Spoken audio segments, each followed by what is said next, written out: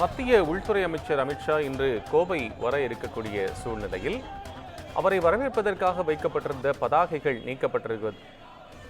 இந்த நிலையில் அதை எதிர்த்து கோவை பாஜகவினர் ஆர்ப்பாட்டத்தில் ஈடுபட்டிருக்கிறார்கள். இதையடுத்து அவர்களுக்கும் காவல்துறைக்கும் இடையே பேச்சு போராட்டம் நடைபெற்று வரக்கூடிய நிலையை பார்க்கின்றோம். கடும் வாக்குவாதம் நிலவி வருகிறது. தொடர்பான விவரங்களுடன் செய்தியாளர் ஞானசேகரன் இணைப்பில். ஞானசேகரன், உங்களது விவரம். வணக்கம் கோபால். கோவை பாஜக மாநகரம் தலைமை அலுவலகத்திற்கு புதிய கட்டிடம் கோவை அவினாசி சாலை பீளமேடு பகுதியில் கட்டியுள்ளனர். அதன் திறப்பு விழா மற்றும் ஈசா யோகா மையத்தில் நடைபெறும் சிவராத்திரி விழாவில் கலந்து கொள்ள மத்திய உள்துறை அமைச்சர் அமித்ஷா கோவை வருகிறார்.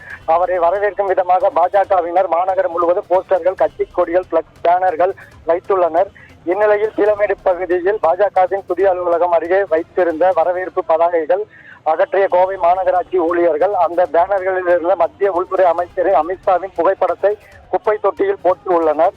இதனை கண்டு அதிர்ச்சி அடைந்த பாஜகவினர் ஆத்திரம் பீளமேடு காவல் நிலையம் முன்பு காவல்துறையினரிடம் வாக்குவாதத்தில் ஈடுபட்டனர். மேலும் தற்பொழுது கோவை அவினாசி பிரதான சாலையில் பீளமேடு பகுதி காவல் நிலையம் முன்பு சாலை மறியல் போராட்டத்திலும் ஈடுபட்டனர். இதனால் அங்கு பரபரப்பு ஏற்பட்டது. இந்நிலையில் காவல்துறையினருடன் பேச்சுவார்த்தைக்கு பின்னர் அனுமதி வேண்டி கடிதம் எழுதி கொடுத்த பின்னர் தற்பொழுது அனுமதி அளித்து பிளக்ஸ் பேனர் வைக்க அனுமதி அளித்து உள்ளனர்.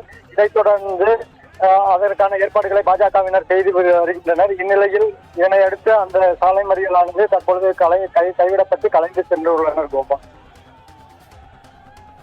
நன்றி ஞானசேகரன். அண்மை விவரங்களுக்கு நன்றி.